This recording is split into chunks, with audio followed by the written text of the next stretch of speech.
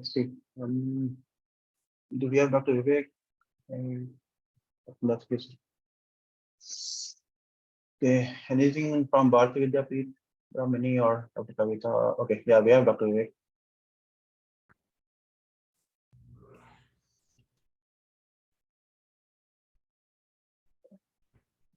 Good evening, Dr. Vivek. Are you here? Yeah. Okay. All right. I think yours is the first case. So Dr. Vijay said he'll join us a little later. So we'll start off with the cases. And yeah, so once again, good evening, everyone. Again, like to thank our resident panelists, Dr. Mankad and Dr. Balthazar, and Dr. Udani also will be joining us slightly later. We have 12 new cases today with 2 follow-up cases with confirmatory diagnosis. So we'll start off with the first case, and the attendees and the panelists are open to chat and send in their comments for the cases. Thank you. Okay, so this is a 6-year-old boy who came with history of high-grade fever and then became encephalopathic a day later, and then over the next 48 hours became quadriplegic. And the family actually didn't mention the history of dog bite initially. We did give him immunomodulation, methylpred, but it didn't work. And by 5th, 6th day, when we asked them, then they told that the child was bit by a dog, which they couldn't keep a track of after 5 days, 2 months before this incident, and they didn't get the child vaccinated. And the dog actually bitten few more people, and they all had been properly vaccinated. And the CSF was normal. So you should the MRI images. Yeah. So you have the MR images on top of the diffusion and ADC sequences, and you can appreciate that there is some degree of vesicle diffusion in the bilateral basal ganglia, more along the globus pallidus, and cerebellum and brainstem on the diffusion sequences did not demonstrate any signal changes. On the ADCs, you can appreciate these confluent abnormalities in the bilateral basal ganglia, also extending up to the external capsule and the internal capsules. No hemorrhagic or calcific foci on the SWI sequences. The T2-weighted sequences better demonstrate the extent of the abnormalities, again, confluent abnormalities involving the basal ganglia and also the adjacent white matter. Amygdala also is involved. The dorsal brainstem demonstrates these hyperintense changes over there. FLAIR, again, you can appreciate the findings of the basal ganglia. This is the FLAIR thin cut sequence of the cord. I could not appreciate any signal changes. They are more likely artifactual. So given the history, which is probably later on, which Dr. Vivek has mentioned, the findings corroborate with changes described for rabies encephalitis. They predominantly involve the basal ganglia, the thalamus, and the brainstem. They can have restricted diffusion. As you can see, again, different cases presenting with these confluent deep brain play abnormalities and also abnormalities of the external capsule and the internal capsule, along with the mesotemporal lobes and brainstem. The differentials, if the history wasn't given of the dog bite, these are the differentials which one can think of if it is predominantly involving the deep brain nuclei and also the external capsule. So ethanol-methanol poisoning usually have restricted diffusion. Then you have viral infections, varicella, Epstein-Barr virus, influenza virus can also present with these abnormalities in the central regions of the brain. Extrapontine melanosis, uremic encephalopathy, the typical folk sign or the capsular sign, and autoimmune encephalitis are the differentials based on the imaging pattern, predominantly involving the basal ganglia and the adjacent white matter. At this point, I'll open the case for discussion. If anyone has similar experiences with rabies encephalitis and the imaging pattern. Yeah, actually, this is Dr. Rani. We've had one patient. We had 6 patients who are now alive over a long period of time. The last one we had longest survival is about 6 years, 7 years, and he also had come with this paediatric rabies. And the first thing which happened was the dorsal brainstem, and the kid had changes in the basal ganglia. And later on, as we scanned him over the next 2-3 years, we actually published it in one of the virological journals. that showed changes which went on increasing, almost like a chronic rabies encephalitis. And the reason why many of these kids survive is because they are given the inoculations, the rabies vaccination very early, but they don't get the local immunoglobulin. I mean, that's what we postulate, because all of them had been vaccinated, but no local immunoglobulins. It's quite a, and they of course remain vegetative. Many, in fact, 2 of them lasted for almost 6-7 years. Okay. All right. Thanks, Dr. Rani. Yeah, one of the important thing for clinician is any child with quadriparesis, our professor used to say, whether there is a dog bite, is the dog alive? These 2 information is extremely important at the bedside when you take the history of quadriparesis. Oh, that's a good timing. Yeah, that's good. So long back, 2002. So we had a patient with flaccid quadriparesis 20 years back and had a history of dog bite, and then he was vaccinated, and then we were confused whether this is ADEM, vaccine associated ADEM, or this is rabies. So we scanned his did a MRI. So we published that in AJNR. Can radiculomyelitic rabies, can MRI help? So what we found was that the gray matter was involved in that patient, while in ADEM, it's more white with some gray in the spinal cord. And once when that child died and we did the autopsy, and we could find in the gray matter, the rabies virus. So that's something just to mention. So MRI spine, gray matter. So poliomyelitis, rabies, white matter, ADEM. Got it. I have no experience. What is the incubation period of rabies as a rule? I might be wrong. It could be, I think it's This dog bite was a few months back. Yeah, so it could be up to 2 years. Yeah, it depends upon where the site of the bite is and how bad the bite is. So if it's a very distant site, say with the leg or something, it might take a longer time. But if it's in the face, it's pretty rapid. Thanks. Right. Thank you. To our next case, Brahmini, if you're there. Yes, sir. So, sir, this is a case of a 6-year-old child, normal birth and developmental history. He was normal child. On 24th August, he came with the first episode of acute febrile encephalopathy. Thought of infectious, and they have done a CSF viral panel. Entire fever workup was negative. CSF protein analysis was also normal. So that time we did a first MRI. Okay. So these are the first MR changes. On the flare, you can appreciate there's multifocal hyperintensities in the white matter and also involving the gray matter, the bilateral thalami, some degree of the basal ganglia asymmetrically, the insular cortex. So there, again, the amygdala, mesial temporal lobes, the brainstem is edematous again over there. No areas of hemorrhage or calcification. On the diffusion, cannot appreciate any significant areas of restricted diffusion. Post contrast, I think this is more of a vessel wall imaging which we had, and there was no abnormal areas of enhancement, no vasculitis in the vessels. Optic nerves, I don't think, at least to my eyes, does not look significantly bright for enhancement. So at this point, I think the differentials were thought of Morgad, ADEM. Yeah. Is that right, Brahmini? Yes, sir. Yes, sir. So suspecting that, we started on the child steroids. Actually, this is not our patient. Some other, it was treated outside. This patient was treated outside. So they have started the child on IV methylprednisolone, and then on second or third day of steroids, he developed super refractory status epilepticus. So he was put on midazolam and 2-3 anti-epileptic drugs, and it was controlled over 2 days. And then again, MRI was repeated. So the second MRI changes, we want to know whether that is because of SRSC, because of the status ictal changes, or because of the progression of the lesions. That was our doubt.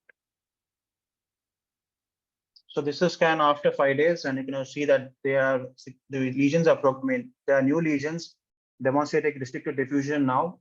in the bilateral cerebral hemispheres, predominantly involved in the subcortical cortical regions, the frontal regions, the temporal regions, asymmetrically in some areas, but symmetrically in some areas. As you can see, there's reversal on the ADC sequences. The edema and the hyperintensities are again on the T2-weighted sequences. You can appreciate they have demonstrated corresponding areas of hyperintense changes. Basal ganglia and the middle cerebral peduncles also demonstrate these hyperintense changes. No hemorrhage or calcification in the abnormal areas. Flare, thin slice flares, again, you can appreciate the new changes and the progression of the findings in comparison to the prior study, which was done 5 days earlier. Spine, so that only a sagittal spine was done. There are no focal lesions in the spinal cord. I'm not sure if the MOG is a negative, Brahmin? Yes, sir, sorry, serum MOG and NMO and MOG were negative. Serum. Okay. I could think of only the MOG cortical encephalitis variant, but as you say that the MOG is negative and the viral and the infective panel is negative. I'm not sure of the findings on the second scan. So I'll open the case for the panelists to comment upon.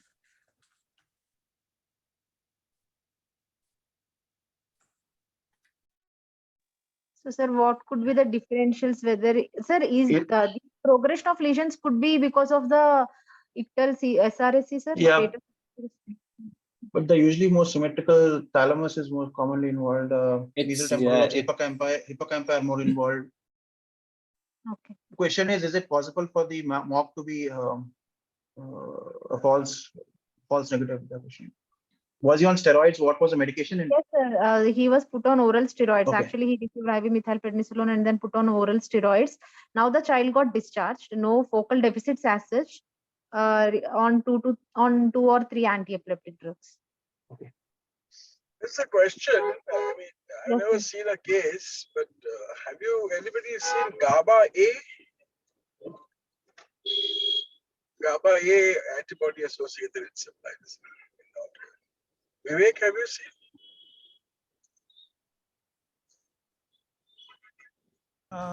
No, I haven't seen GABA A, even though they say that in autoimmune encephalitis panel, which is a very adult-based panel, so one should do GABA A, MOG, and NMDA in children. That's it. Is that right? So, but Correct, correct.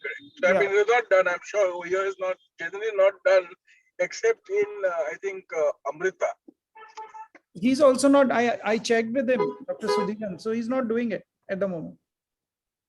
Oh, Nihaal, I would like to add that I don't think these are seizure-related changes that you're picking up on follow-up. I agree with you on that. And I also agree with Minnie about the MOG. I think there are different ways of doing that test, and it might be useful to see what was done exactly and whether it needs to be repeated. It's very typically showing what MOG would do. I don't think this is a GABA-related encephalitis, though we don't know much about it. There has been no cluster study as such. Okay, sir. Actually, we are considering it as like a seronegative only. Put on steroids. Plan is to repeat an MRI and see. So, any other test should we think of, or any other sequence, especially? I have a provocative question: whether you guys would still consider plexing or IVIG? Sir, actually, we thought of, but then his seizures were controlled. I mean, I actually don't know, sir. This was treated somewhere, other hospital. The discussion was, as he's improving, his seizures were controlled, sensorium was improving, no deficits. So they have not given, even though they thought of to give the second dose of, to give plasma, IVIG or plasma exchange, but they have not done anything. Only on oral steroids. Is the degree of every 4 to 6 hourly. Is the degree of restricted diffusion any handle for us to differentiate away from a demyelinating illness versus a vasculitic illness or encephalitic illness? And no, I don't think we're not in the timeline given. Yeah, Okay. I think the encephalitis phenotype of MOG also demonstrates similar restricted diffusion as seen in this case. So, Thank you. so The plan up is repeat MOG at Nimhans is that's a suggestion, and Yes. IVIG possible IVIG. Okay. Okay. Thank you. Yeah. Next case. Yes, sir. So this is a case of 3.5-year-old boy, non-consanguineous marriage, normal birth and developmental history. He developed infantile spasms on awakening since 1 year of age, treated with treated with initially steroids, vigabatrin, and all. The spasms part is controlled. He's seizure and spasm free for since last 2.5 years. So here our doubt is whether he has a primarily torch induced secondary structural damage or primarily some structural damage of the brain. Because sir, this child mother had a history of fever in third trimester of the third month of pregnancy, and also antenatal USG were showing ventriculomegaly. Birth history wise, he's a full term normal vaginal delivery, 2.85 kilos. So there is no IUGR. Weak cry with no NICU stay also, but there is a microcephaly, severe spasticity in all 4 limbs, brisk dependent reflexes. So the first initially thought of torch, and out in first 2 years he was treated outside somewhere. That time they were saying, the parents were saying a torch panel is negative, and also the BERA, there is no cataract, no chorioretinitis, nothing. But we didn't get any document, we didn't get any reports actually. But that's what parents were saying. Eye and hearing examination was normal. And so we repeated the MRI because now he came with the complaints of stimulus sensitive seizures, sir. Okay. After 2.5 years of seizure free. So we repeated an MRI. We want to see the comparison. Also, we want to know whether it is a torch induced structural damage or primarily the structural defect. Okay. The second MRI did not open. So I have only the first MR.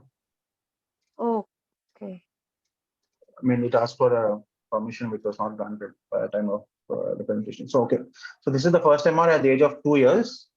As you can see, there is a structural abnormality involving the bilateral cerebral hemispheres in the fall of polymicrogyria along the mid and posterior cerebral hemispheres.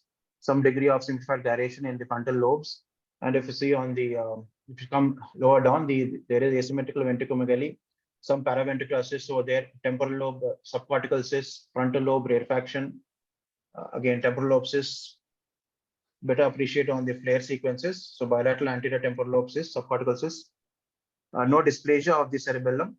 I don't think there was a certain image to assess the height or volume. SWS sequences, again, not sure of the slice thickness.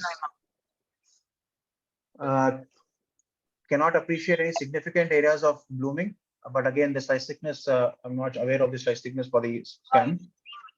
On the sagittal images, the brainstem is hypoplastic, some degree of hypoplasia of the vermis.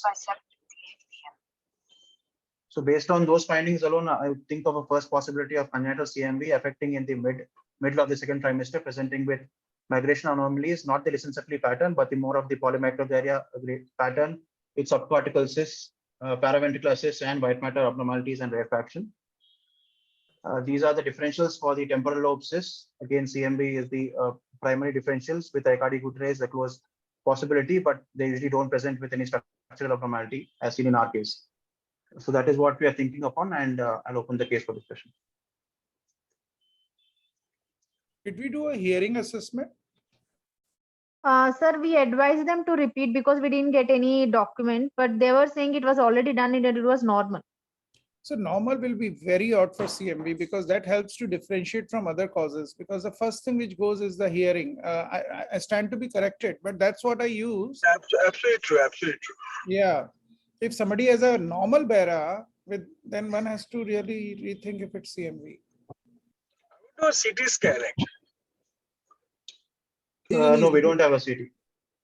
Hearing. Well, I'm saying we had a recent patient. Of course, it was different from this, but she also had the, thought to be CMV, it turned out to be JGS. I support the opinion of Nihaal. I'm impressed by the paraventricular cysts, or if you want, the septum within the posterior occipital horns. I've seen this repeatedly in CMV. Of course, hearing is an argument, but this is not consistent. this type of periventricular cyst would be unusual, I think, for a primary malformation of cortical development. Okay, sir. Sir, I have a second MRI report and in which the CT also done. It is showing a cortical calcification in bilateral cingulate gyri. Okay. And also they have mentioned there is a polymicrogyria with widened Sylvian fissure, poor Yeah. sulcation. Yeah, that's evident on the first one. That will not change on the Yes, sir. follow-up. And they have also mentioned that compared with the previous MRI, bitemporal and bifrontal parenchymal cavitation has completely regressed. Sir, is it possible if it is a CMV or any notch? Well, the calcification regressing. No, sir, the cavitations, the cysts are regressed. Yeah, that can regress Yeah. depending on the maturation of white matter. That could be smaller. Okay. Yeah, even in cystic PVL, the same thing happened. In the newborn MRI, you look Yeah. very gross cyst, and then when you do a 2 years, you hardly see any cyst. It's a long push. I know you've dealt with all the differentials and we Are haven't you seen the thinking of descriptions. occludence, Dr. Mehta? OCL and the pseudotouch ones?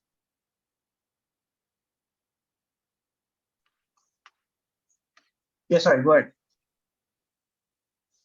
Oh no, I was just wondering whether you all does the kid have any floppiness or muscle issues? Whether He the has CK was a done. spasticity, severe spasticity, scissoring, brisk deep tendon reflexes.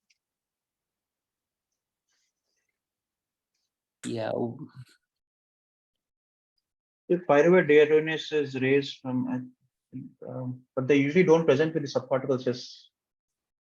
They can have subependymal cysts as far as I know, but yeah. Julija has raised that question. PDH. Should we still screen for things like Akari-Gutierre and all? I mean, the various possibilities in AGS, including the RNase-T2, which can give you the cysts as well. But the malformation was. I know, but is it a dogmatic no that malformations don't happen? I was just thinking common being common and. Yeah, I mean, common is CMV, but if this is proven as not CMV, then we still have an open case. Yeah. Can I come back to the history? I didn't understand everything properly. The mother had an infection in the early pregnancy. Yes, sir, the mother had fever and she had rash also in 3rd month of pregnancy.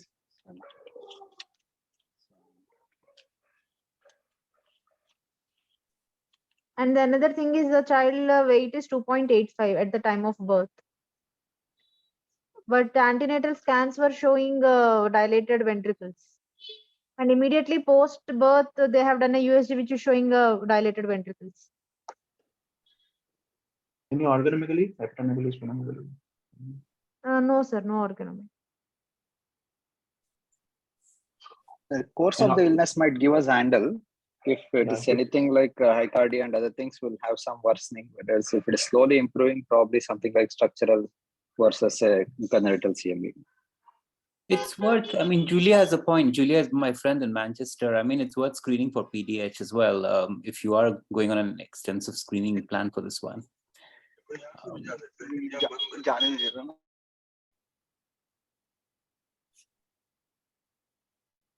PDH can present with many cysts, but would that be also compatible with these gray matter changes? Extensive polymicrogyria? No, it wouldn't be. The only other thing I was thinking of is occlude and OCLN, but they usually don't have these subcortical refraction and paraventricular cysts, and have subcortical particle calcifications with polymicrogyria. But if you have band-like calcification going on, then one last question, which might be difficult to answer. Does the patient also have a skeletal dysplasia or evidence of it in any way, limbs and other places?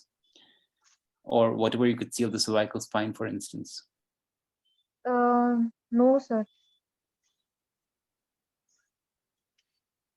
Yeah, okay. So summary and conclusion, what is the suggestion? We all think it's First, most likely I'd say- CMV, I think. Yeah, exactly. Most likely some infection, probably CMV. But he has some dysmorphism like thick eyebrows, narrow interpalpable fissure. Yeah, Not but very obvious. many kids who have acquired disorders in utero very often have dysmorphic feature.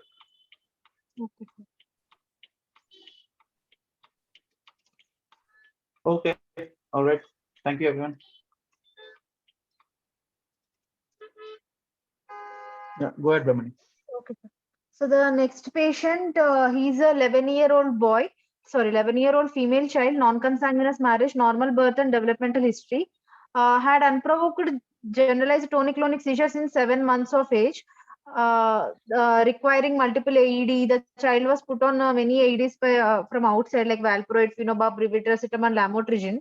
The frequency is like once in every 15 days. Outside EEG showed bilateral centrotemporal spike wave discharges with secondary generalization. Actually, he came to here because of the not good response with multiple AEDs and also for the second opinion, sir. First MRI done outside and we repeated MRI here. So we want to know whether it is like a genetic differentials for that MRI. Actually, any mitochondrial like. Any, but no issue of monoparesis, hemiparesis, something like that. No stroke-like events. No, sir, no, sir. And on examination, except that the child has a mild speech, I mean, like now actually is 11-month-old, only meaningless babbling is there, but otherwise the child motor milestones are good, sir. The social interaction is good. Okay. So 2 MRIs were done. I put in the second MRI because the changes were same, almost same. So here the second MR. On the flared axis sequences, you have some periventricular and deep pipetta hyperintensities in the frontal region, and here you have some cystic encephalomalacia in the left frontal region. And also you can appreciate over here again another area of cystic encephalomalacia and some area of gliosis in the right temporooccipital region over there. No ventriculomegaly, there's maybe slight asymmetry of the frontal horns, but no significant dilatation. Posterior fossa cannot appreciate any abnormalities. No acute or early subacute changes on the diffusion, no radial restricted diffusion, and on the T1 weighted non-contrast sequences, some areas of mineralization along the cortex in the frontal and the right inferior temporal and occipital regions over there. SWA sequences, the areas of hyperintensities on the T1 weighted sequences demonstrate areas of blooming on the SWA. On the MR angiography, there is some paucity of the left M4 segments of the middle cerebral artery. Other than that, I cannot appreciate. Maybe their left vertebral artery is hypoplastic, usually a normal variant. Spectroscopy was done. Cannot appreciate any significant diagnostic peaks. CT was done after, Brahmani. Is this one after MR? Yes, sir. In the same sitting actually. Okay, same time. Again, CT. Again, similar cavitative lesions in the frontal and right temporal occipital region over there. Glass or something that.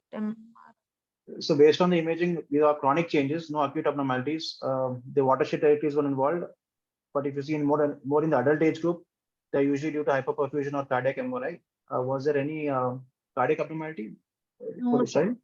No.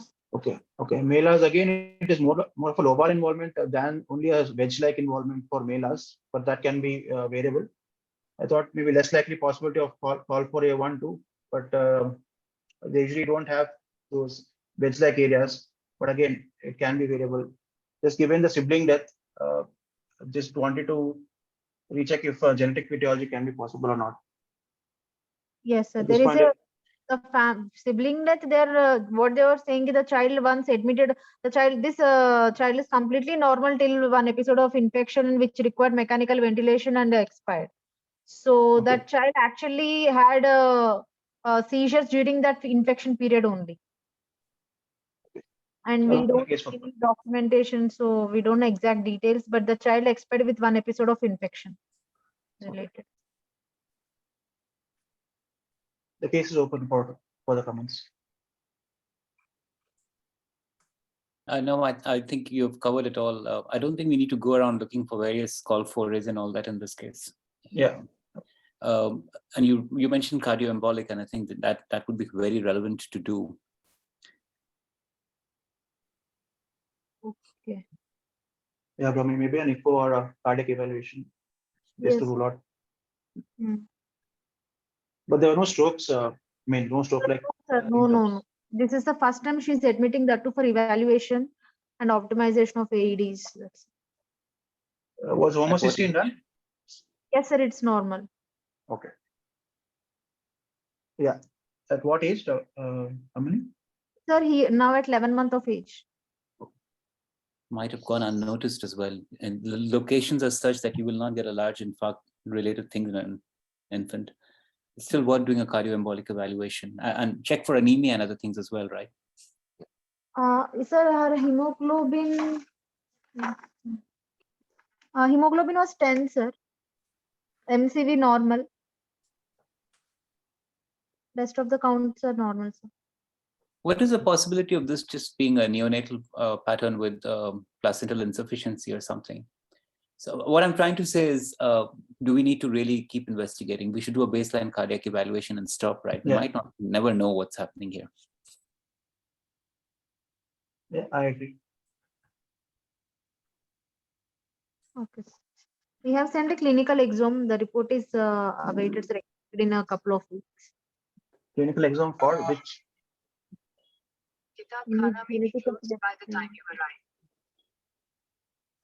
I had a question for the radiologist. Yeah. It's very sharply demarcated encephalomalacia, and there's hardly any hyperintensity around it. Does it tell you that it's probably before 28 weeks when the glial cells are not prominent? I don't think we can be that clear, Yeah. and Nihaal will agree with me on that. Well, approximately, I'm saying it's like early pregnancy. That's not So it could be, actually, it could be, because if you look at the top second picture, you can almost draw the cortex still around it. And the fact that the cortex is preserved, it could be a very early life. And that's why I think the maternal placental unit might have been relevant, but we may never come to it. I don't think it's worthwhile investigating, absolutely. Yeah. Okay, sir. Okay. All right. Thank you. Yeah. Your last case. Yes, sir. So this is a 3-year-old male, normal birth and development. He came with the first episode of febrile status and required intubation. He didn't improve on loading with the first AED. The sensorium was going down. So we did an initial CT, sir, because of the poor sensorium. Sir, could you please show the CT? CT, I don't have. I have the MR. Do you want me to go to the MR? Was it done at the same time? Actually, no, sir. There were 5 days gap. The CT was showing the bilateral ACA territory was showing hypodensity. But because the child is ventilated and paralyzed and his fever workup showed dengue positive, NS1 and IgM. But on examination on pinching, he could able to resist it. Like the power is like more than 3/5. We couldn't see any deficits, motor deficits. But then because of he's ventilated and he is requiring inotropic support and all, we did an MRI later after 5 days of stay. But unfortunately, this child got shifted to another hospital because of financial issues, sir. So as of now, I don't know the current status of the child, but that MRI was done on the day of shifting. Okay. So here is MR. On top is a diffusion, and you can appreciate areas of distinct diffusion, predominantly the cortical, subcortical levels in the bilateral frontal lobes, basic frontal regions. Some areas in the caudate nucleus over there, splenium of the corpus callosum, the temporal lobes, the mesial temporal lobes, demonstrating corresponding hyperintense edematous changes on the flare sequences. SWI cannot appreciate any microhemorrhagic foci. I'm not sure if this is they are microhemorrhagic, but not very significant, maybe few spots over there. Contrast, the abnormal areas do not demonstrate any significant leptomeningeal enhancement. Angiography and venography, I think this is a contrast angio and veno was both are normal. The left transverse sinus is hypoplastic, which is a normal variant. So dengue NS1 and IgM was positive. Yes, sir. So these are the different imaging phenotypes of dengue. Typically, they have the deep brain nuclear involvement in the form of necrosis and hemorrhage, but can also present with involvement of the cortex peripheral regions. They can have a microhemorrhagic and macrohemorrhagic foci. again, involvement of the cortex, debrei, nuclei, brainstem in the form of Robin encephalitis, and the splenial lesion can also be seen in dengue encephalitis. So that is the working diagnosis, and I open the case for any other possibilities in the form of vasculitis or any other ischemic or infective etiologies. And I don't have any other differential here. But I have a question for my clinicians. Do you all get big cytokine interleukin storm with dengue? Has that been proven? Because here we are seeing primary infective and para-infectious phenomena happening pretty much together, right? Yeah, generally, yeah. Pretty regular, actually. We get a huge amount of inflammatory cytokine storm. Not just in dengue, many other viral infections as well. Yes, sir. One 18-year-old girl is expired, actually. We have 3 other patients also with cytokine storm and all, raised inflammatory markers and all. Okay, so if the answer to that is yes, which I was expecting, how much immune modulation do you give right in the beginning then, knowing that this is going to go that way? We have given a pulse methylprednisolone for 5 days, sir, and then the child got shifted. Yeah, that's a difficult situation. Actually, sometimes there is a child who came with high inflammatory markers, 1500 of interleukin 6, where the cutoff is 6 on day 1, and encephalopathy. And initially, immunoglobulins and steroids were given to this child on day 1. By day 2, we had a CSF result which showed the child was growing Streptococcus pneumonia. So we do not know, because in that situation, you probably wouldn't give those kind of immunomodulation. It's always a difficult decision. But there is food for thought. Kshitiz said that we go through that routine route of giving steroid, IVIG. So maybe instead of IVIG, could one give tocilizumab, something else early on, along with steroid? Maybe that should be the protocol in these patients rather than, the ones we use for ADEMs, MOGs. Is that what, Kshitiz, you are trying to do? Exactly. And I was going to follow the discussion that people have with herpes as well, the fact that before the NMDA and all that start happening, how much immune modulation and control is possible. There's cytokines, there is MERS, there is interleukins, all these cascades happening at the same time. And what might actually kill the patient might not be the primary infection, but the post-infectious phenomena. It actually has been used in one of the other common cytokine kind of related conditions, the A&E, where I think from Singapore there was a paper which essentially used tocilizumab within the first 36 hours and had demonstrated a good result. But otherwise, I don't think, without knowing exactly whether you're dealing with the infectious problem or not, rush into using, suppressants, and you might cause more problems that way. Maybe in a specific condition, maybe you could use these drugs early.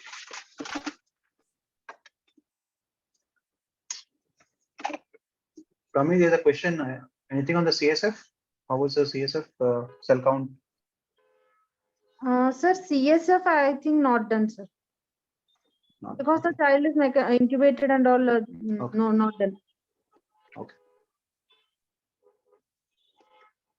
All right. Thank you. Over to you, Dr. Vivek. So he's a 6-year-old boy who is intellectually disabled, hyperactive.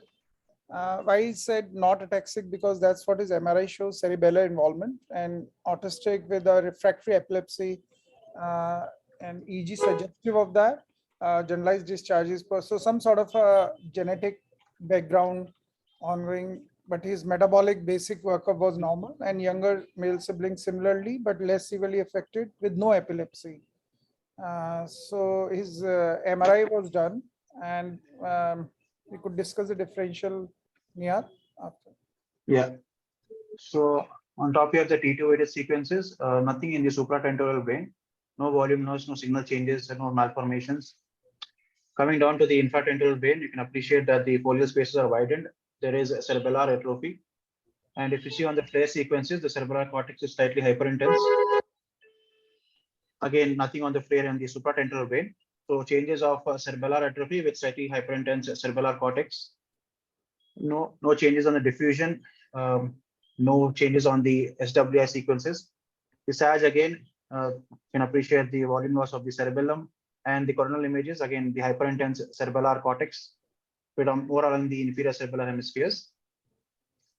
Corpus callosum may be slightly thin, but not very significant. Spectroscopy was done in the basal ganglia, but again, no significant peaks over there.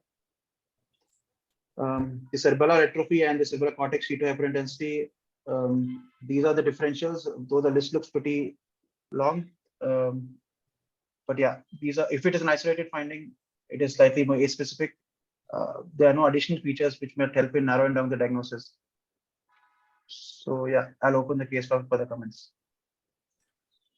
This clinical and imaging constellation with cerebellar atrophy and predominantly involving the lower part of the cerebellum is characteristic of Christiansen syndrome, which is an X-linked condition. This would also fit with the family history of a younger affected male sibling. So Christiansen is top on the list here. Thanks, Eugene. Which one was there? I missed the, which syndrome was that? Christiansen. Okay. Do they usually have hearing loss too? Not necessarily. They have a clinical picture which is somehow reminiscent of an Angelman or Angelman-like syndrome with microcephaly, no speech, autistic, and epilepsy. And there is a sex predisposition as well. It happens in males, right?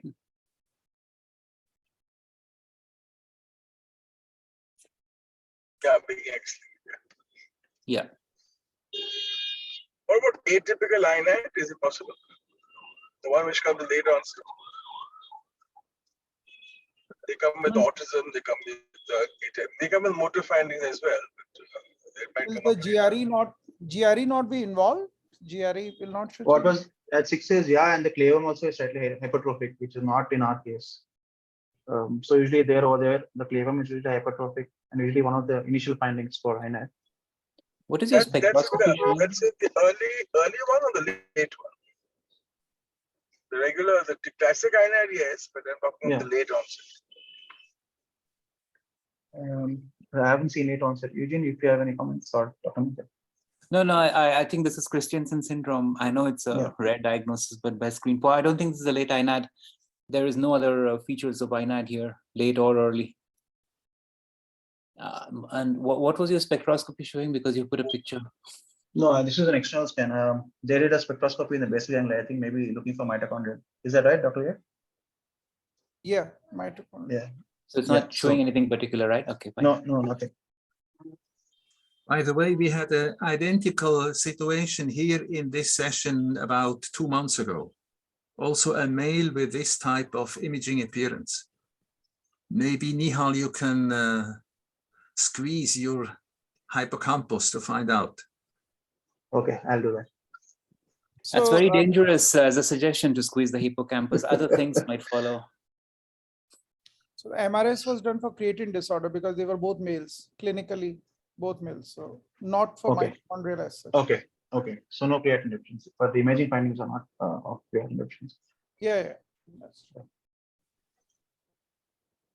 Okay. So probably evaluate for, I think the patient is not affordable. Is that right, Dr. Veer? Yeah, we'll do the exome. Okay, sure. Right. Thank you. That was very useful. Thank you. Next case, if Dr. Srikanth is there, otherwise I can go ahead.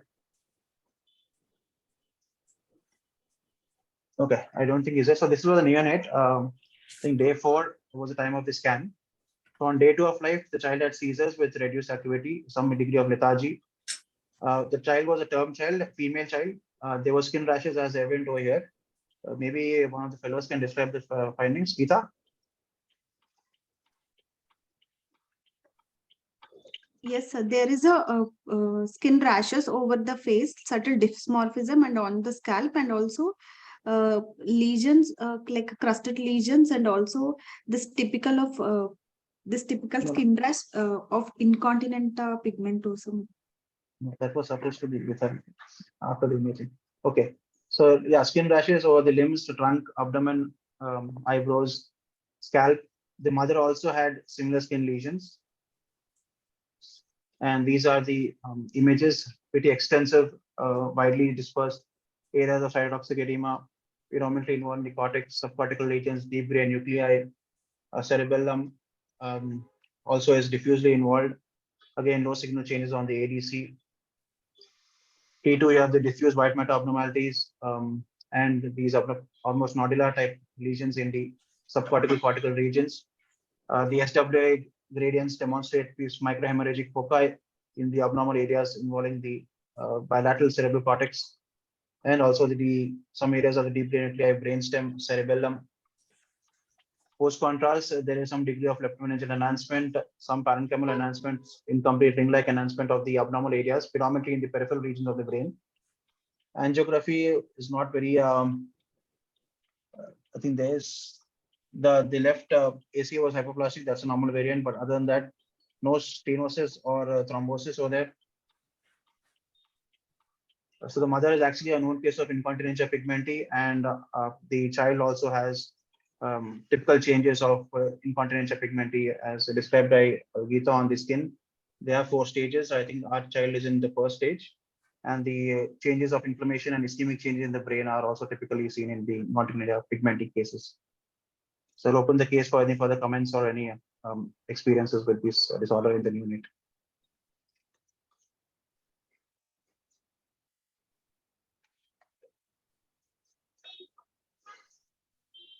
In fact, they can present with episodes of demyelination and including the brainstem.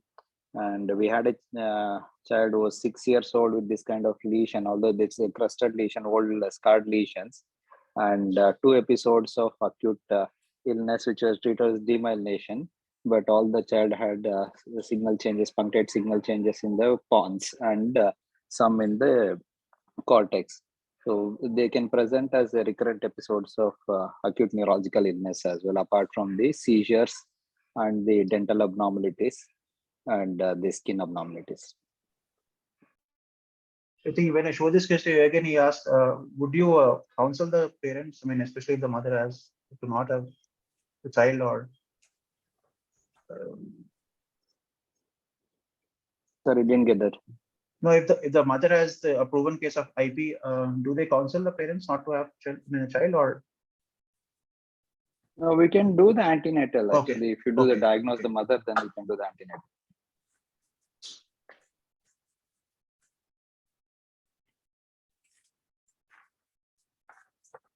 Okay, if there are no further comments, we'll move on to the next case.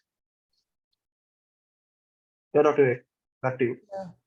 Like, I think the imaging, follow-up imaging probably is straightforward, but it's just the interesting presentations. So, and sort of a learning for me for future. So this baby presented at 4-month age in acute febrile encephalopathy, frequent seizures. At the time, child was managed well and the child recovered. MRI showed feature suggestions of LRAD. And in fact, there was a possibility of mitochondrial disorder, but genetic evaluation, at least the nuclear sequencing was normal. And the child had complete recovery. So we did a MRI 3 months later, just as a routine, just to see if the LRAD changes have resolved. Maybe one can say if the child is completely recovered, why to do an MRI? But just out of the dictum that if there were significant changes, do it after 3 months. And this time they were ring-enhancing lesions, a child who is completely asymptomatic.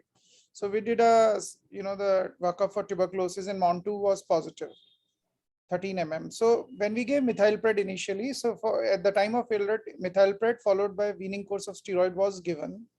And at that time, we hadn't done any tuberculosis workup. There's no family history of tuberculosis. Okay. In case there is any other differential, ferritin was normal. So this is the first MRI at 4-month age. diffuse cytotoxic brain injury, predominantly involving the white matter, subcortical and deep white matter. Also the cerebellar white matter and some degree of the subcortical cortical lesions over there. So the diffusion changes are actually the more prominent ones, with some areas of hyperintensities of the abnormal areas. Nothing on the SWS sequences. So LARD was one differential, probably mitochondrial and toxic, but there's no toxic intake for this child. So this is the 4-month follow-up. I have only the contrast images, and you can see that there are peripheral ring enhancing lesions and some nodular lesions in the bilateral, frontal and parietal regions over there. Cannot appreciate any meningitis. Again, diffusion over there. This lesion demonstrates hyperintense on DWF. I don't have an ADC sequence, but I think we can assume that there's probably some degree of restricted diffusion. Yeah, these are the only images I have of the follow-up scan. They are probably fitting into a granuloma and tubercular etiology as a differential. Probably other sequences will be required, but for the other infective differentials. But yeah, if it is a Monto positive and these ring enhancing and nodular lesions, I think TB would be the first differential form. Anything on this brainstem cerebellum, Dr. Vivek? Because usually in the children, nothing on the brainstem. I'm sorry, these were the photographs I took from a MRI done outside. So and the ADC corresponds to the DWI. And there's one question to my colleagues as well, that this lesion, because now this is more like a tubercular abscess, will that be right? Yeah. So should one give an anti-tubercular treatment for a few months and wait, or one should remove it? Like, will it work, ATT? And the problem is, if you give ATT and you wait, an asymptomatic child, the tubercular lesion in MRI anyhow takes 6 to 12 months to resolve. So would one do a repeat MRI if the child is well, remains well? You start ATT, child remains well. Would you do it every 3 to 6 months, or just, the dilemma is, should you remove it now because it's abscess? Will the medicine go there? And if you don't remove it, and if you give ATT, should you repeat MRIs, even if the child remains asymptomatic? Because MRIs take up to a year to get better. I think if there are no seizures, child is doing well, waiting for 6 months to 1 year would be better. Okay. If he continues to have seizures or a repeat scan shows increasing lesion, then you intervene with the resection, or even actually touching the capsule sometimes make them disappear in 3 months' time. So should one touch it? No. Yeah, it's if the parents agree. We have done in quite a few patients, especially postiofossa ones, where we actually did a little bit of this one and thalamic ones as well, which we had treated for 3 years, didn't go off, and then the thalamic just a biopsy kind of thing was done, and 6 months later there was no lesion. I could hear Dr. Udani. No, did he Actually, say? I'm not very keen to touch anything which is asymptomatic. Because for parents are doctors. and I had a question. Was the first MRI, was it contrast? No, yeah, contrast was done. It's not there, but that was normal. Now, like there were no ring lesions. Okay. It's an interesting case. Thanks.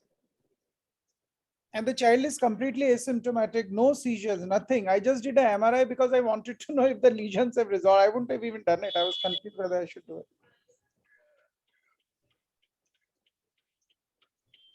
So maybe the steroids, because of the steroids, or maybe one should always do a Monto even in acute patients when they get admitted when we start methylpred. And it's a well-fed child who is from a, doctor, parents. There's no risk factor. TB is a strange animal. And child is so young, just 8 months. Maybe, could it be some other granuloma also possible? No, this is just because of my Manto at 13 millimeter at this age, I suppose. Did you say it could be something else? No, I'm just wondering, thinking aloud, could it be something else? Because you're right, it's a little early. You can get paradoxical tuberculosis, of course, but this is there was nothing. CSF also was normal in the beginning first one? At 4 months it was normal, but I haven't done this time, but I won't do it also because they won't. No, now, of course not. I've seen the first time. First one. Yeah, first one was normal.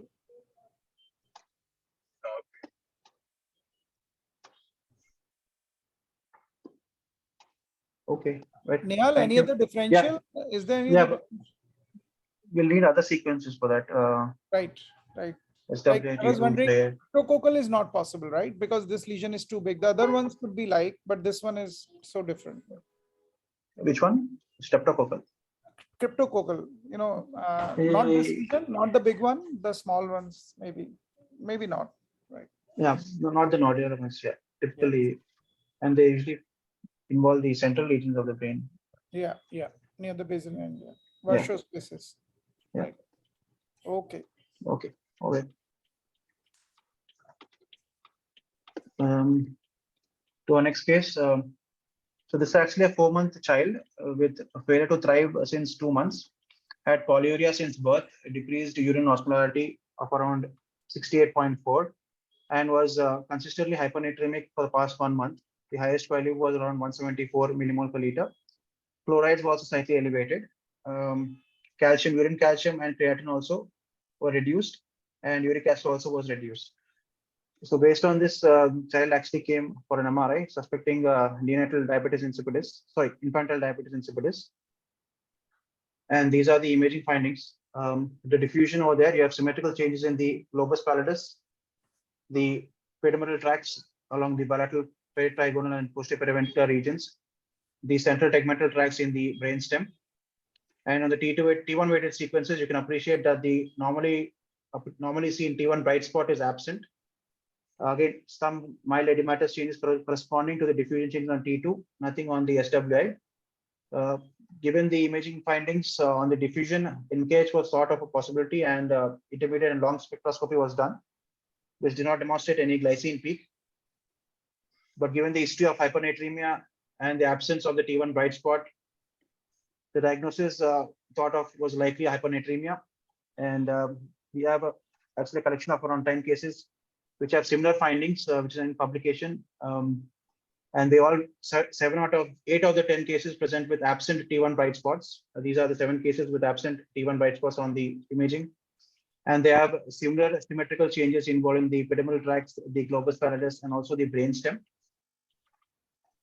The differentials for these imaging findings are NKH, which was ruled out, ITP encephalopathy, usually microcephaly with seizures, can present with the central tract-like abnormalities, TRNA disorders. FIGA is another possibility, but again, different clinical phenotype, and MSUD is not a very far differential for this case. And I'll open the case for further discussion. I think Dr. Mankad and Dr. Prasad and Lorenzo also is there who have these cases. So if they want to discuss anything or comment upon anything. I have very little experience. I wonder whether this could be a nephrogenic genetic diabetes insipidus. Several genetic forms are possible, and they have typically onset in the first few weeks. So not a central, but a nephrogenic cause. I think that the absence of the bright spot in the neurohypophysis is not always abnormal, just as a proposal.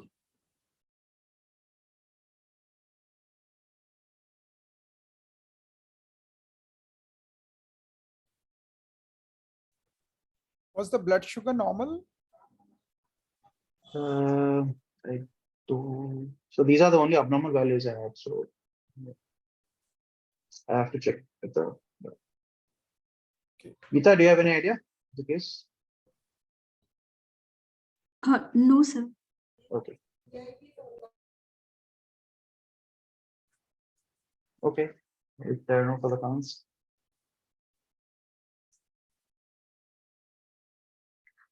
There was one random blood sugar. It was normal, sir. Okay.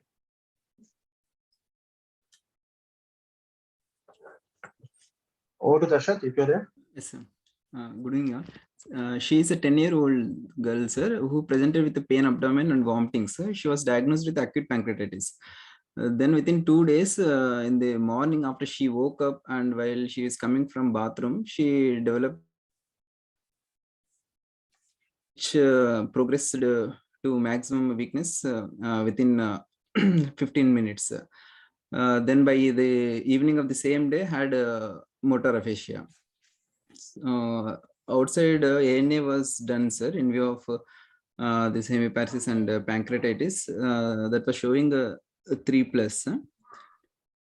And we have sent a complete ANA panel. So that came only positive for AMA M2, but which is not specific for SLA. And even APLA were negative, sir, for this child. So treatment wise, we have started on methylprednisolone again for 5 days, and now she is on tapering oral steroids. As MRI was showing deep medullary vein thrombosis and vasculitic multifocal vasculitic picture, we started even enoxaparin followed by warfarin. Now the target INR we kept was 2.2 to 3.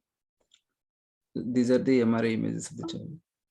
Okay, so yeah, on the diffusion, you have predominant abnormality along the left periventricular and deep white matter. Also, some areas of focal lesion in the bilateral caudate, the right coronary radiator, the left temporal, mesial temporal lobe over there. Possibly faint hyperintensity on the diffusion on the right dentate, paradentate white matter. There is a degree of volume loss in the supra and infratentorial vein parenchyma. Again, corresponding changes of T2 hyperintensities along the periventricular deep white matter, basically angular central white matter, left mesial temporal lobe, and the right dentate and paradentate white matter. On the SWI sequences, I think these are the MIP images. You can appreciate that the medullary veins, the areas of medullary veins demonstrate these foci of blooming over there, also in the temporal lobe lesion and the right dentate nucleus lesion. On the angio, I have only the MIP images. Cannot appreciate any bleeding or significant narrowing.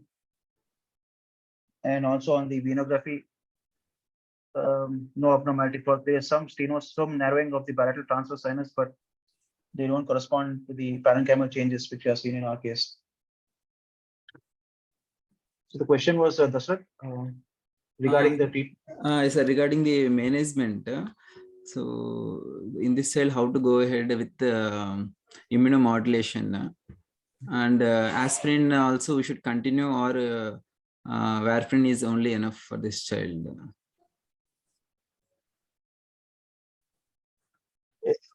Did you do an ultrasound? I mean, renal ultrasound or an aortogram or a neck ultrasound, Doppler?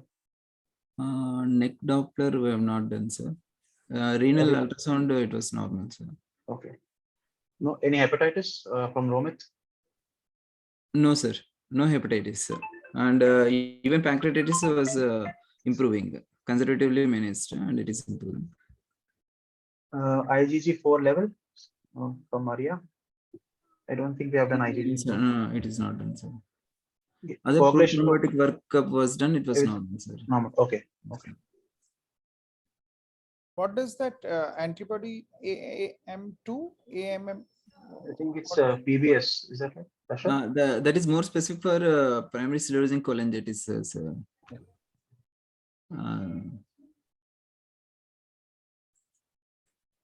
So in the MRI, sir, those blooming in the medial temporal region and in the right cerebellar peduncle, those are related to venous or vasculitics. They're hemorrhagic foci. I don't think it's a venous. Doesn't form any venous territory over there. It's focal. Yes, sir.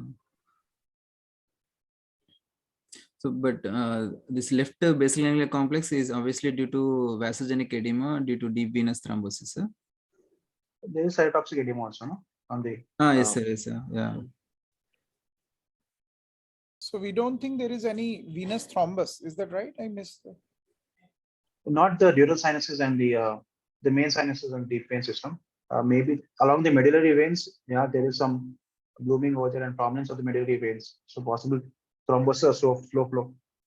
So I think that the question about anticoagulation plus minus aspirin. So one has to hit both with a single medicine, then it will be warfarin for 6 months. Okay, sir. And there's no need to give aspirin then. And after 6 months, if one wants to, and did we say the angiogram was normal? Yeah. So I don't know, one should repeat a angiogram again at 6 months just in case stenosis develop. If it's not there, one can stop aspirin, stop anticoagulation at that time. Okay, sir. But if there is stenosis, one can give 1.5 years of aspirin. Yes, sir. Anticoagulation should be stopped after 3 to 6 months. It's better to give warfarin and not aspirin, because you are not treating then the venous thrombus if you give aspirin. Yes, sir. Okay. And immunomodulation, right now child is improving, sir, with this one course of steroid, and she is on a tapering dose of steroids. Initially we thought of it's a SLE vasculitis, and we just waited for APLA or some specific SLE antibodies to come to start rituximab or cyclo, but in this child both were negative. See, as pediatric neurologists, we just had these few limited weapons. Yes, sir. And we try to, if a child is improving, we are hitting in the dark, then just hit dark enough, in the sense, just give steroids and don't do anything more. Yes, sir. Yes, sir. Yeah. Okay. But isn't it CNS vasculitis? The outcomes are hugely different with and without cyclophosphamide kind of medication, especially when you have a diagnosis. This one, usually cyclo is something which has been used long enough, but I think neuroimmunomodulation can also be tried, because one more progression of the event usually causes significant disability. So I think generally CNS vasculitis, steroid plus one more stronger immunomodulation is what generally is recommended. If this is CNS, Rajesh? because we don't sorry. have, so Yeah. CSF was normal, was it? CSF was normal? CSF is normal, sir. Yeah. So you don't have a small vessel vasculitis, right? CSF has to be abnormal for small vessel vasculitis. So which type? So middle, small, so medium vessel or large vessel, but angio is normal. So we don't have the vasculitis, evidence, CNS primary. So because for small vessels, CSF should ideally be abnormal with the normal MRI, and or abnormal or normal MRI, and in the middle, medium and large vessel, angio should show something. Is that right or wrong, Nihaal? Yeah. Multifocal cytotoxic edema can be due to small vessel vasculitis. But then CSF should be abnormal. Not necessarily, Vivek. But mostly, isn't it? Yeah, the protein will be high. Protein will be high. Few cells will be there. Now, unless you have an alternative clear explanation for it, we presume that is what it is. And in this sort of situation is what I'm trying to get at. I agree with Dr. Lokesh that you should consider giving a second immunomodulation. Possibly, if you're thinking the child is getting better, something like MMF, which you can easily monitor, and it's given orally and something like that. Because like Dr. Lokesh rightly said, if this happens again, it's going to be another thing for the child. See, as Prabjot also mentioned, we're having pancreatitis. So we are not dealing here with a primary CNS vasculitis. So we are talking probably of a systemic inflammatory process, which is also involving pancreas and CNS. And, MMF, if we have to give, I will give azathioprine, because MMF is too, it's been too, we have been just told that MMF is the posher form of azathioprine. It is not. Azathioprine has a much better CNS penetration than MMF. So if you have to give it for CNS, give aza. And if it is non-CNS, give MMF.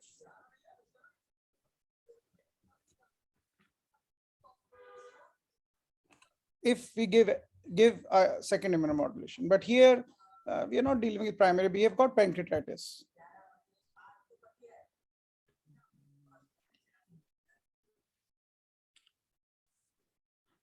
Dashrath, anything? Yes, yes, I discussed with the rheumatologist, Dr. Chandrika Bhatt, Lokesh sir. Okay. Madam told this AMA-M2 is not related to SLE, so we'll wait for APLA antibodies. If at all APLA antibodies come positive, we'll start rituximab. That's what she suggested. But here in this case, APLA antibodies are also negative. No, Prabjot is asking, is it, what do you explain pancreatitis for? Pancreatitis reason, we don't know, sir. It has to be a systemic process, right? Yes. Yeah. Autoimmune pancreatitis or vasculitis from Romit. Systemic infection, yeah, from Aslan.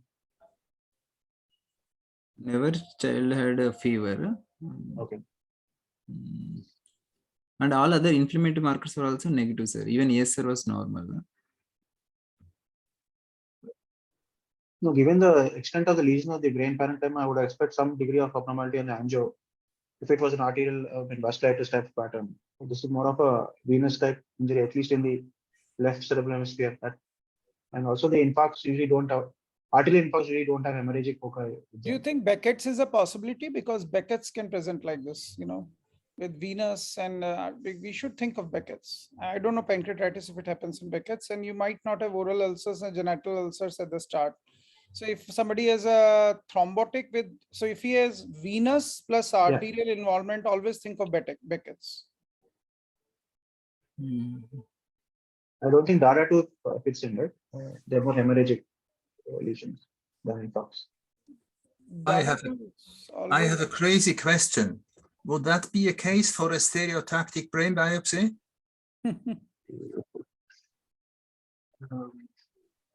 I remember a case from Austria, much more localized, and the brain biopsy disclosed a localized small vessel problem with normal CSF.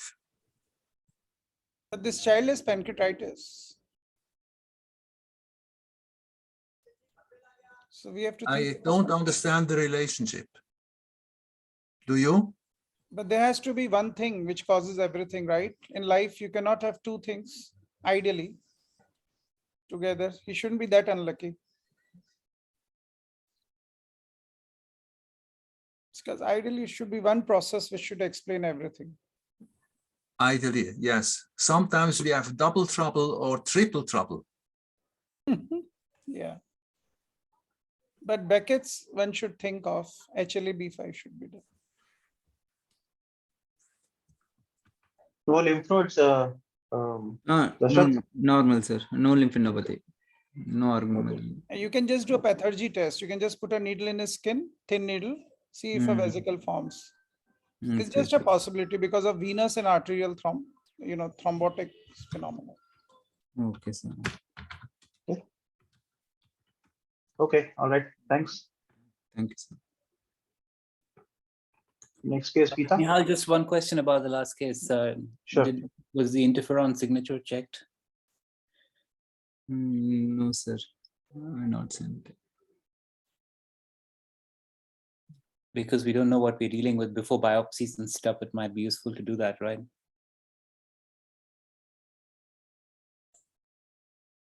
Yeah, Darshan, is it possible over there or? We'll see, sir. I will explore. Okay, okay, sure. Thank you, sir. Right. Thank you. Yeah, Geeta. This was a 3-year-old female child who presented with a fever for just one day, and it was mild fever. And within the same day, child had encephalopathy, and the next day, child presented to us with the posturing and abnormal breathing patterns, so that we had to ventilate this child. And this child previously had a normal development, no perinatal issue. There was a similar episode of febrile encephalopathy 1 year ago at the same September, but she recovered well within 3 days and there were no further issues. So here, with such a short history of fever and encephalopathy, the MRI, if we discuss, like we had extensive changes in MRI, like what could be the possible reasons for those MRI we wanted to know, sir? Okay. The previous admission CT was normal and improved within a CT was shown. I think that the child had brainstem changes and left capsular edema.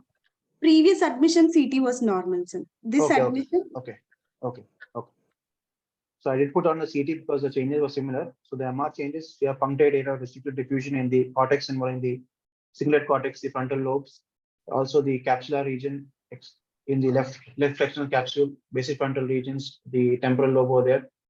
Predominant changes are in the brainstem, in the pons, showing these almost confluent areas of restricted diffusion.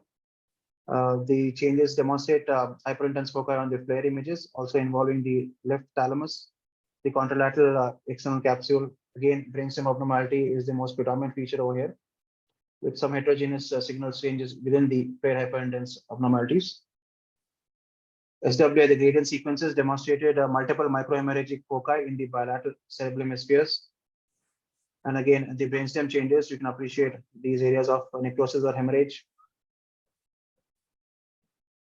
Contrast study was done, no significant enhancement on the post-contrast study. Possible some degrees of enhancement in the brainstem, but otherwise in the cerebral lesions, there's no enhancement. And you can appreciate the extent of abnormality on the pons on the parietal images. Some degree of volume loss in the supratemporal brain parenchyma. At that point, we thought of possible viral infection as the primary differential, and a follow-up scan was done. So this is the follow-up after 6 days. Again, similar changes, possibly some progression in the edema, progressing into the middle cerebral peduncles in the cerebellum. But other than that, again, we have similar changes on the diffusion and again, hemorrhagic foci, possibly slightly reduced in comparison to the first study. Geeta? So investigations wise, there was no thrombocytopenia, there was no transaminitis, mild elevation in IL-6 was present, and CSF analysis, mild elevated protein, and CSF PCR was negative. So we have done even a respiratory panel to know the cause. So in that, enterovirus was isolated and also COVID. So predominant change in the brainstem and the cerebellum. So rhomboencephalitis, enterovirus is one of the common causes in children. And COVID abnormalities, they can present with ADEM-like features, have microhemorrhagic foci. Rhomboencephalitis can also be present with COVID-related changes. So given the two organisms, changes can be possible. And I'll open the case for further discussion. That CSF interleukin is very high, isn't it? What is the normal? I don't know. That's a blood 6. interleukin levels. Blood interleukin, okay. Yes. So the father was asking a question whether we should have done a MRI last time and we would have known what it was. The child improved within sort of 24 hours of encephalopathy around similar time. So we still don't have explanation as to why she came with that history 1 year back. And now this one. So this looks very viral, but we don't have explanation for that in this. Atypical for an ANEC. That's a very possibility. atypical for an NEC, right? Yeah. Though it is actually causing an NEC in the brain, if you think about NEC as just a terminology. Yeah. Given the similar episode 1 year back. Now, I know we have been talking a lot about vasculitis, but why wouldn't this diagnosis be entertained in case like this? It's too kind of thick in terms of the signal change, and does enterovirus cause hemorrhage? Enterovirus D71, I think, is known to be associated with a kind of presentation. And is that the strain you've isolated here? No. No, unfortunately, we just get it as enterovirus species. Okay. Yeah, that's the only strain. If she has had 2 events, then, and if you're seeing enterovirus, then you should also rule out common variable immunodeficiency. That's a fair point, because it seems to be causing a lot of trouble in that pons. But otherwise, well thriving child, sir. No, only that episode and this episode she had. In no intercurrent illness or recurrent fevers she had. CVID, you don't have it often. Generally, they develop a lot of joint-related abnormalities, which is also not seen very well thriving. But sure enough, we'll have to look at other things by 2 episodes. But previous episode was not showing any abnormality on the brain, and then she went home. Anyway. Question of mitochondrial, I think it is very unusual for a mitochondrial. Yeah. So in terms of summary, I think we can call this enterovirus with a weird strain and leave it at that, right? Plus minus COVID potentiating it. Yeah, causing secondary vasculitis changes. Yeah. I think at a cellular level, it's causing vasculitis there. Yeah. The kid doesn't have any sores, ulcers and stuff like that, right? No, sir. Last time I was shown something in the brainstem in the pons like this, it turned out to be Behçet's.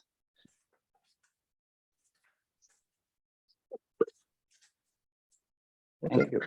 Thank you. All right, thank you. To our Um, last case. Yeah, Dr. Munger, saying something.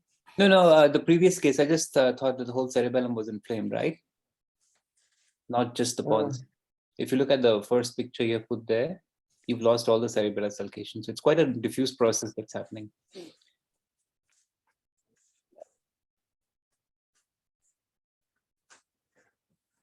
It's still a rhombencephalus. Yeah. So 3-year-old boy just saw a few days back. Thanks, Nihaal, for taking the case. No, that's it. Because I just put it last minute. 3-year-old boy who had global delay and some autistic trait, no eye contact in his own world, balance issues, slightly ataxic, but no epilepsy. Brother is 14-year-old who has intellectual, I haven't seen the brother, who is disabled, had refractory epilepsy from 3-year age, bedridden.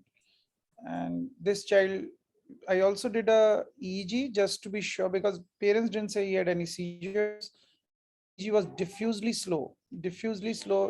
We managed to get an awake EEG, and that was showing 2 Hertz delta. So like you see in an encephalopathic process, that was his EEG. So MRI. Yeah. So this is the MR.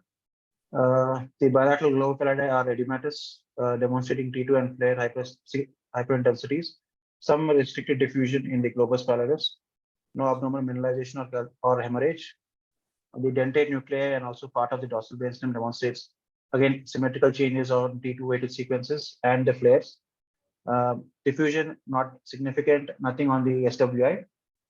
Lateral sequences, there's a slightly drooping corpus callosum over there on the posterior segments. Spectroscopy was done in the basal ganglia again, and no significant peaks, no creatine deficiency, no lactates. If you focus on the globus pallidus, these are the differentials, and the language delay as possible psychiatric or autism related issues, succinate semialdehyde dehydrogenase deficiency. It was the initial diagnosis we thought of. And the dentate nucleus involvement with the globus pallidus involvement can also be seen in the SSTH or the 4-hydroxybutyric aciduria. These are differential imaging differentials, but we're thinking of SSDH as one of the first possibilities. And I'll open the case for further discussion.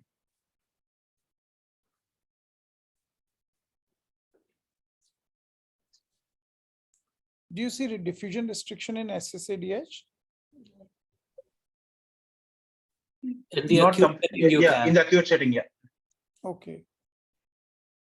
But the clinical picture of encephalopathy, autism, that usually points more towards SSDH. Am I right, Dr. Yeah, like affecting, just logically affecting the GABA pathway. So accumulation of GABA in the brain maybe slows him down. So that's why his EEG is so slow. Just a postulation. They get a strange movement disorder, isn't it? Bobbing or something, head bobbing.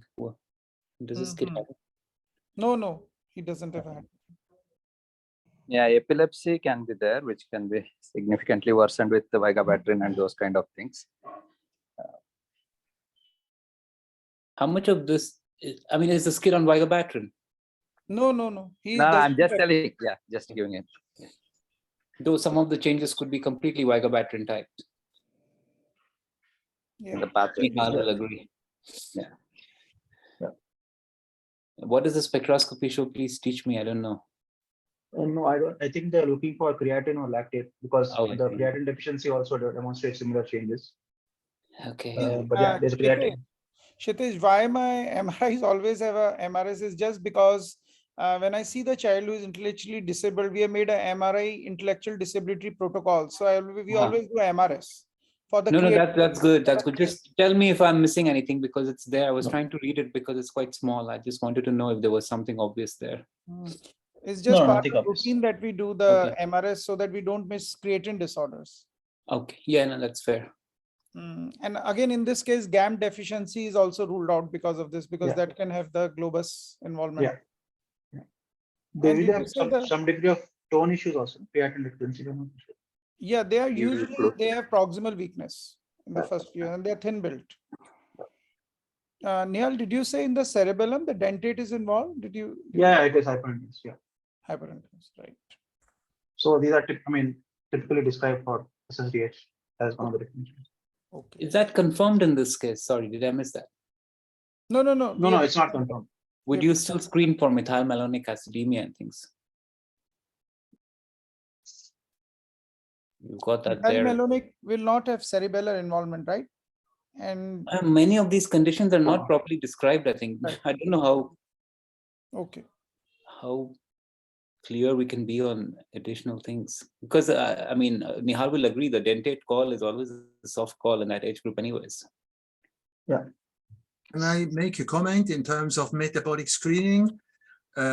If you look for organic acids in SSDH, the butyric acid is a volatile substance. So if you don't keep the urine kind of frozen or very cold, this will disappear and you will not make the diagnosis in the urine. So you go to genetic testing or repeat. Did I make it clear? Yeah, that's very important because Dr. Jalan, where we send the samples, he told me that it has to be really frozen because it's such a volatile, because we don't get the answer if it is not done that way. So Yeah, it's very important. Very important pre-analytical point. So if we just send a urine organic acid as routine, just get it done, it won't show up because we have to be, we have to keep it frozen. Very true, very true. All right. Thanks, Adrian.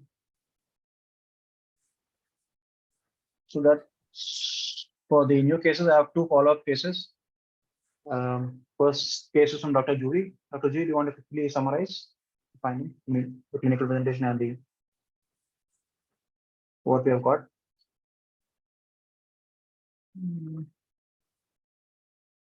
Dr. Jury there?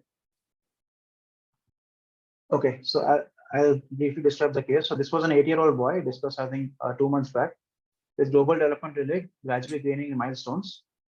No adverse perinatal issues. On examination, had facial dysmorphism, hypotonia, and breast reflexes. Normal dentition. The pattern was more of a hypomyelinating pattern, and the genetics was sent. And this was a mutation which had come out and which was characteristic of Salas disease. The question was, I think it was asked at the time of presentation also.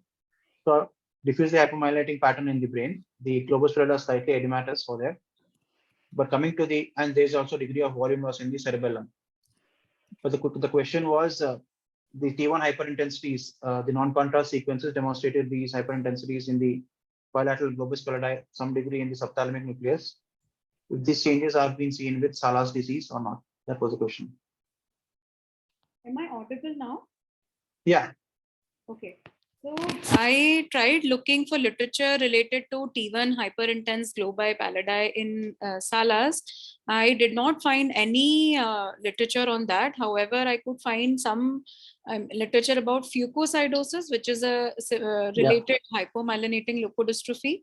And I want to discuss about the cause of T1 hyper, but I think T2 GP is okay. And SWI is also okay. So what I could find in the literature was that some cases were found to postulated to have iron and calcium deposition, but in that case, SWI should be abnormal. The other possibility mentioned was manganese deposition, which can lead to T1 hyper, but T2 could be fine because of some ongoing liver dysfunction. Appearance.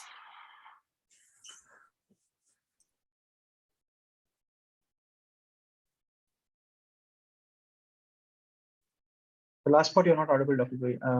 But yeah, I think the question was T1 hyperintensities in Salas disease. Has anyone seen that? So, and Nihaal, this is a confirmed case of Salas, right?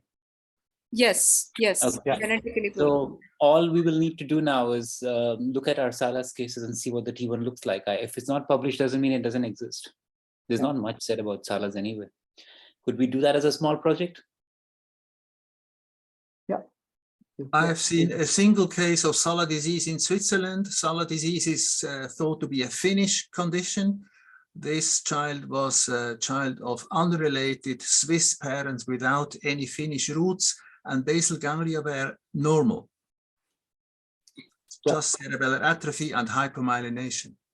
And the diagnosis was confirmed by genetic analysis and free sialic acid elevation in urine. Okay. Even I couldn't find I mean, as Dr. Julia said, we had discussed, and I couldn't find anything in literature with T1 hyperintensities for Salah series. No, but do But you yeah. have case? You will have to look at a retrospective phenotyping of the cases that we have, and I think that piece is missing. Sorry. Okay, okay. And surprisingly, in this case, both the parents were carriers of mutation. Why is that surprising? I mean, not surprising, but as you said that it's a Finnish described in Finnish cohorts. So I think it's less. Maybe we'll get more cases with genetic testing being commoner these days. Yeah.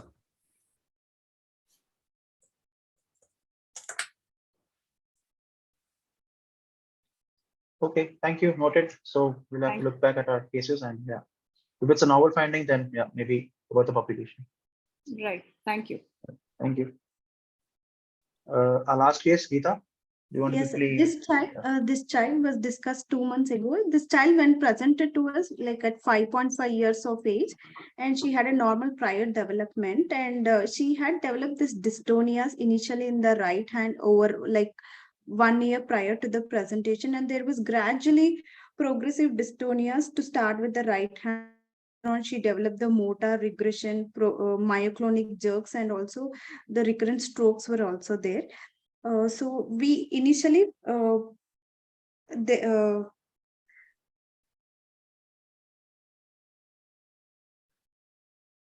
are you there? hello, yes, Yeah, sir. word. So initially we thought of a like metabolic disorders, and GB hyperintensities was there. So genetics were sent, but we couldn't get anything in the genetics. Even the reanalysis, everything was done after taking the opinion from on the MRI. So ultimately we did the Please specify whole exome sequencing, mitochondrial genome. Okay. Yes. Yeah. Whole exome sequencing and mitochondrial, everything was done, and it came out to be negative. So we went ahead with a muscle biopsy, sir. So in the muscle biopsy, we got the answer. Yeah. So what's the answer? It was a complex 1 deficiency. I think the images will corroborate with the the muscle biopsy findings. They have cavitated lesion in the dorsal striatum with some white matter abnormalities. I think we thought of mitochondrial, then interferonopathies, and chronic changes of organic acids for other differentials. So yeah, complex 1 deficiency, and if anyone wants to comment on the findings of the case. Not the findings, but it's interesting, right? Because I think Lokesh stresses the point that an extensive genetic screening was done. Nothing was found. So we always have this discussion about when to go for muscle biopsy, and I'm sure people have looked at an algorithmic workup for mitochondrial disease and at what stage muscle biopsy should be considered. But it's showing uncertain significance. Is that right? Or what's going on there? Sorry. It's a sensitive test, but obviously we still want to see which gene is causing this complex 1 deficiency. But the conclusion, Lokesh, if the conclusion is complex 1 less than 30%, what does it mean? Does that mean it's definitely there, or? Because we can't use imaging to upscale the what is it called, the heat map of this, the heat scale of this mutation that you found. But the imaging is quite striking. But if the imaging was negative, would we still be considering this as relevant for muscle biopsy? Is my question. Now, in the sense, the muscle biopsy, obviously we are doing when we are stuck with this kind of images where we are strongly thinking mitochondrial and your genetics is negative. That's when we are going for this, because it has to be transported at -70 degrees to the lab. So that's why we reserve it to the situation where the genetics and the genetics is not giving us a clear answer. That's the point where we do the thing, and it generally correlates well with the some of the mutations what we have had earlier, but here we don't have a mutation. Because I'm just thinking whether the muscle biopsy is unmasking that there is a definite gene here which hasn't been found on whatever screening has been done. But I'm not an expert on that. Kshitiz, these 2 genes are not important. I think they've just been presented for completion of the presentation. The one, on the top, they are not. Yeah, no, below as well. The last line, though, it says respiratory chain activity of complex 1 is less than 30%, though it is kind of come back as positive. but I don't know what that means. It is significant. The cutoff they have kept is that that's the level of cutoff they have kept. If it is less than 30% of the vein, then they call it as abnormal. They flag it up. So it's 9%. Right? Yeah. Okay, just trying to interpret that result. Yeah. Because I know sometimes when muscle biopsy results come back, they show many things which people don't then accept. So I was wondering how you use that information. Got it. Thank you. Okay, thank you. And that's our last case. And yeah, on the eve of Gandhi Jayanti, wish you all a happy Gandhi Jayanti. And see you again on 14th October. Sure. Thank you. Thank you. Thank you. I won't say that about abusive head trauma, though. In a gentle way, you can shake the world.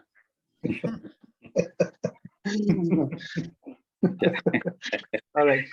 Thank you. Bye. Great. Thanks. Thanks, everyone. Bye. Yeah.